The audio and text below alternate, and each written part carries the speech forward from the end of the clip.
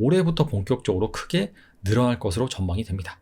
그럼에도 불구하고 엄청나게 오른 것을 알 수가 있습니다. 또다시 이렇게 이익이 크게 증가할 것으로 예상이 되고 있습니다.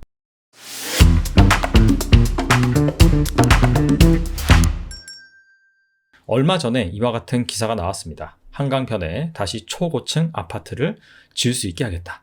8년 만에 35층 규제를 폐지하겠다. 오세훈 서울시장 체제로 오면서 하나 둘씩 부동산 관련된 규제를 푸는 상황입니다.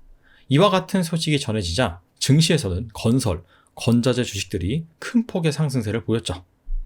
그리고 또 며칠 전에 몇몇 건자재 업체들이 어닝 서프라이즈를 발표를 하면서 주가가 크게 급등을 했습니다.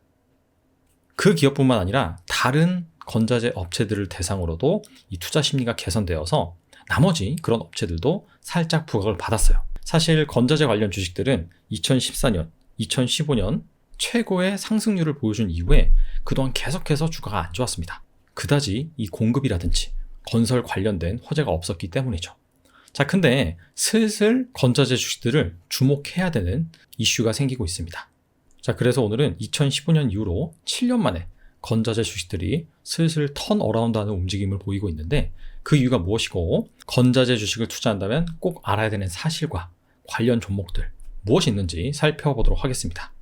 자, 먼저 건자재 주식을 투자함에 있어서 가장 핵심 지표라고 볼 수 있는 부분은 바로 아파트 분양 물량입니다. 2010년부터 작년까지 아파트 분양 물량 추이인데요. 앞서서 2014년, 2015년 이때가 건자재 초호황 사이클이라고 말씀을 드렸죠. 여기 나와 있는 것처럼 어마어마하게 그때 분양 물량이 증가를 했습니다. 하지만 2015년을 정점으로 아파트 공급이 계속해서 줄어들었습니다. 2018년에는 거의 반토막이 났죠. 그러다가 2019년, 2020년 작년부터 해서 계속해서 분양 물량이 조금씩 늘어나고 있는 상황입니다. 근데 올해 분양 전망 같은 경우에는 더 좋습니다. 작년 말에 나온 기사인데 2022년 민간 분양이 40만 가구가 넘을 것이다. 그래서 올해보다 50% 증가. 2021년엔 거의 40만 호였는데 아니 한 40만이 조금 넘는데 왜 50% 증가냐? 이거는 단순히 민간 분양만 한해서 말씀을 드린 겁니다. 여기에다가 공공 분양 물량까지 겹친다라고 한다면 많이 늘어날 수가 있겠죠. 그래서 바닥을 찍고 다시 턴하는 이 분양 사이클이 올해부터 본격적으로 크게 늘어날 것으로 전망이 됩니다. 그리고 이러한 분양 물량 증가 전망이 신뢰할 수 있는 데이터냐 이걸 알아보기 위해서는 미분양 물량도 함께 확인해 볼 필요가 있습니다. 왼쪽 그래프는요 서울 경기권의 미분양 물량, 오른쪽 그래프는 전국의 미분양 물량입니다.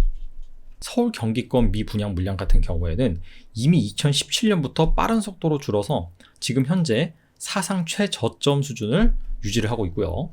전국 미분양 물량 역시 2020년부터 본격적으로 감소하고 있는 상황입니다. 이렇게 공급이 타이트한 그런 상황이 지속되기 때문에 분양 물량이 본격적으로 증가할 것이다 라는 전망은 신뢰성을 얻을 수가 있는 것이죠. 부동산 같은 경우에는 가계에 상당히 밀접한 그런 자산입니다.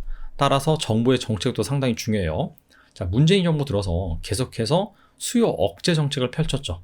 근데 이것이 완전히 실패를 했습니다. 그래서 2020년부터 본격적으로 공급 확대 정책으로 선회를 하기 시작합니다. 자, 그러면서 5, 6 대책, 8, 4 대책 등등 여러 가지 공급 확대 전략이 나왔습니다. 여기에서 언급한 부분을 다 합산해 보면 222만 호나 공급을 할 것이다 라고 선언한 셈이 됩니다. 물론 이거는 한 향후 5년간 나눠서 이렇게 공급이 되는 그런 부분입니다. 추가적으로 대선 후보들의 주택 공급 공약도 중요하겠죠. 자, 이재명 후보 같은 경우에는 250만 호, 윤석열 후보도 마찬가지입니다. 그래서 세부 계획안을 살펴보면 공급하는 방식은 조금 다를지언정 물량은 둘 다 250만 호를 외치고 있다. 물론 이 정부의 공급 정책 그리고 대선 후보들의 공급 물량 계획 이런 것들이 100% 맞아떨어질 가능성은 거의 없습니다. 왜냐하면 이 물량을 확대하기 위해서는 부지 선정부터 해야 되고요. 그렇다면 토지 보상금 문제라든지 그 토지를 소유하고 있는 소유주갈도 합의를 해야 되는데 이런 것들이 쉽지가 않습니다. 자, 그럼에도 불구하고 여당이나 야당이나 공급을 확대해야 된다라는 부분을 일치하기 때문에 전반적으로는 좋아질 수밖에 없다 이렇게 볼 수 있을 것 같아요. 자, 그렇다면 이렇게 분양시장이 좋아질 것으로 예상이 되는데 건자재 주식 같은 경우에는 언제 실적이 좋아지냐, 그 부분을 꼭 확인을 해야 되겠죠. 일단 건설사들이 아파트를 바로 지을 수 있는 건 아니고 인허가를 받아야 됩니다. 인허가를 받고 실제로 분양을 하기까지 한 2, 3년의 시간이 걸려요. 그리고 분양을 하고 그때부터 아파트 착공에 들어가죠. 대략 한 2년에서 3년 정도 건설 기간이 걸립니다. 이 2년에서 3년 동안 걸리는 기간에 따라서 투입되는 건자재가 다 다릅니다. 초반에는 이 콘크리트 파일, 시멘트, 레미콘, 거푸집, 철근, 즉 골조, 기초 자재가 들어가고요. 어느 정도 이 골조가 완성되면 그 다음부터 내부랑 외부를 꾸며야겠죠. 그래서 내외장재, 스티로폼, 창호, 타일, 단열재, 바닥재 이런 것들이 들어갑니다.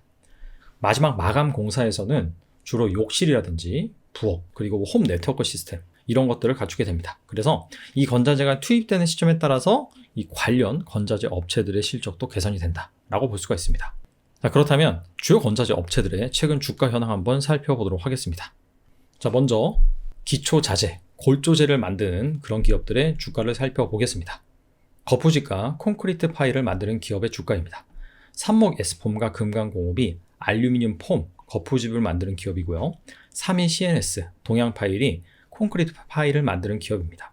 콘크리트 파일이 건축물 및 플랜트의 하부에 위치해서 하중을 견딜 수 있는 기초 건자재입니다. 주로 지반이 약한 곳에 많이 설치가 돼요. 자, 아무튼 거푸집을 만드는 업체 삼목 S폼이 상당히 주가가 좋죠. 참고로 이 주가는 최근 한 약 3개월간의 주가 흐름이라고 보시면 됩니다. 3개월간 코스피 지수가 많이 하락을 했죠. 그럼에도 불구하고 엄청나게 오른 것을 알 수가 있습니다. 얼마 전에 실적을 발표했는데 어닝 서프라이즈를 냈어요. 금강공업도 마찬가지입니다. 3일 CNS와 동양파일 같은 경우에도 최근에 이렇게 주가가 반등하고 있는 것을 알 수가 있죠. 이번엔 시멘트와 레미콘을 만드는 기업 살펴볼게요. 시멘트 중에서는 아세아 시멘트 주가가 상당히 좋습니다.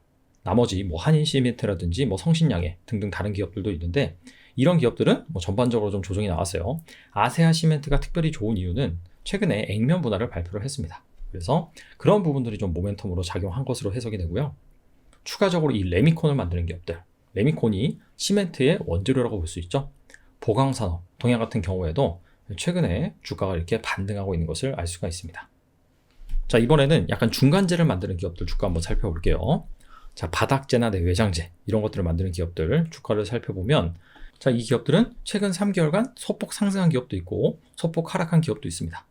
근데 이 전반적인 주가 추이를 보시면은 한 연초에 좀 부각이 됐다가 그 다음에 러시아, 우크라이나, 인플레이션, 긴축 이런 이슈 때문에 다 같이 조정을 받았죠. 하지만 최근 들어서 주가가 다시 반등하고 있는 상황입니다. 전반적으로 아파트 35층 규제 철폐 이런 것들이 영향을 받아서 주가가 좀 많이 반등이 나온 상황이에요. 자, 마지막으로 마감재 쪽, 욕실이라든지 홈 네트워크 시스템 이런 것들을 구축하는 기업들을 살펴보면 앞서서 살펴본 이 세 가지 섹터에 비해서는 상대적으로 좀 부진하죠. 그리고 최근에 이 건자재 기업들이 긍정적인 이슈로 인해서 반등이 세게 나왔는데 이 기업들은 확실히 좀 반등이 약한 것을 알 수가 있어요. 이 거푸집이나 시멘트나 이런 것들을 만드는 기업은 분양 물량이 늘어나고 업황이 좋아지면 바로바로 이 실적에서 반영되는 그런 기업이라고 한다면 욕실과 홈 네트워크 같은 경우에는 이 아파트를 건설하는 그런 기간 관점에서 가장 마지막에 실적이 좀 반영되는 그런 이유 때문에 상대적으로 반등이 더디지 않았나 생각을 해봅니다. 끝으로 주요 건자재 기업들 실적 전망에 대해서 알아보겠습니다. 자, KCC부터 노르페인트까지 총 15개의 기업을 제가 추려왔습니다. 상장된 건자재 기업들 살펴보면 총 45곳입니다. 그 중에서 3분의 1만 정리를 한 이유는 나머지 3분의 2 같은 경우에는 시가총액이 2천억이 안 됩니다. 제가 2천억 이하는 다 잘랐습니다. 너무 좀 시총이 작은 기업들 같은 경우에는 위험할 수 있기 때문에 그런 것들을 반영했다라고 보시면 되고요.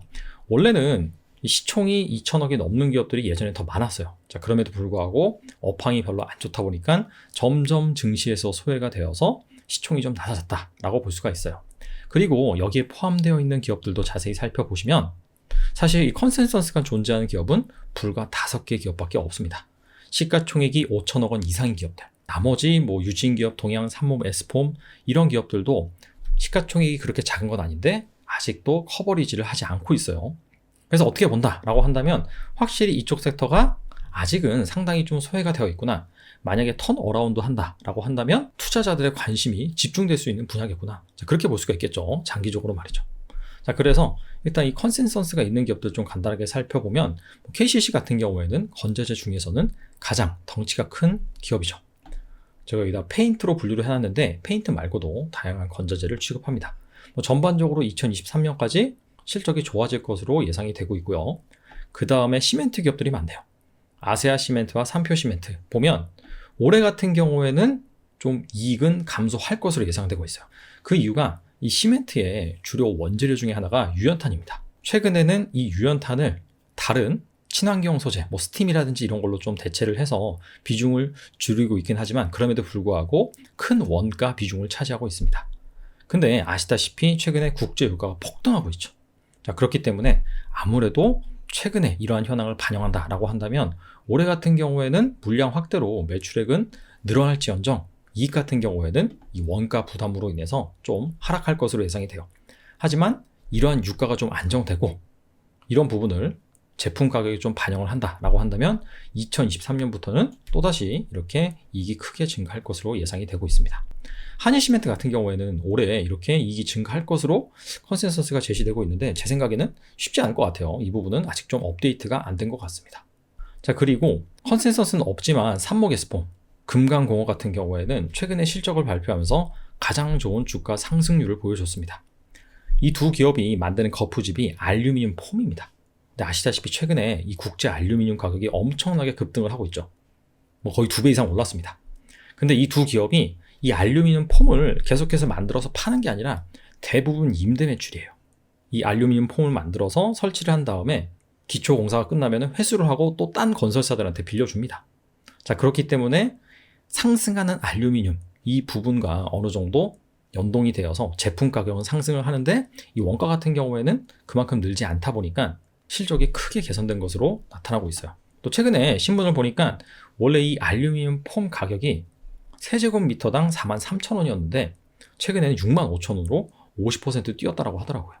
아무래도 좀 임대 매출 비중이 높다 보니까 원가는 그렇게 많이 늘어나지 않은데 제품 가격은 많이 상승하다 보니까 이렇게 주가가 크게 상승한 것으로 해석이 됩니다. 그렇다고 해서 지금 상황에서 추격 매수하라 그런 얘기는 절대 아닙니다. 자, 어쨌거나 신호탄은 거푸집이라든지 콘크리트 파일 이런 기업들이 터트렸는데 아파트 분양 물량이 많아진다라고 한다면 나머지 건자재 기업들한테도 낙수 효과가 발생을 하거든요. 자, 그래서 약간 좀 중장기적인 관점에서 어떤 기업에 내가 투자를 할지 골라보는 것이 좋을 것 같습니다. 정리하겠습니다. 자, 장기적으로 분양 물량이 늘어날 것은 거의 확실시 됩니다. 하지만 앞서서 말씀을 드렸죠. 실제로 이 분양을 하기 위해서는 부지 선정, 꼭 해결해야 되는 토지 보상, 이해관계가 첨예하게 대립을 하게 됩니다. 그래서 생각보다 이런 부분이 지연될 가능성이 있어요. 원래 2021년에도 분양 물량이 한 40만 호가 훨씬 넘을 것으로 예상이 됐지만 실제 뚜껑을 열어보니까 40만 호가 좀 안 됐거든요.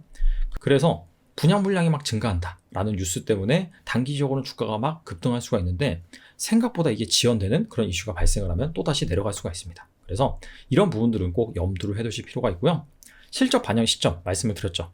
기초 자재, 골조재 이런 것들이 먼저 투입이 되고 중간재, 내외장재, 그리고 마감재, 욕실이라든지 홈 네트워크 시스템이라든지 이런 순으로 투입이 됩니다. 그러다 보니까 관련 건자재 기업들이 돈을 버는 시점도 좀 다르다. 여기에 따라서 여러분들이 투자 전략을 세우시는 것도 중요하고요. 그 다음에 앞서서 시멘트 기업 말씀드렸죠. 유가가 급등하면서 유연탄 가격이 크게 상승을 하면서 원가율이 안 좋아질 수 있다. 그런 부분들이 이 건자재를 만드는 기업에 해당이 될 수가 있습니다. 그래서 일시적으로 손익이 악화될 수도 있어요. 이런 부분은 어떻게 본다면 이 건자재 기업을 투자함에 있어서 리스크로 작용할 수 있으니 그런 부분도 꼼꼼하게 점검해 볼 필요가 있습니다. 자, 러시아와 우크라이나 전쟁 이슈 계속해서 지금 진행이 되고 있는데 빨리 이런 부분들이 좀 해결이 돼서 증시도 좀 안정을 찾았으면 좋겠네요. 오늘은 여기까지 하겠습니다. 감사합니다.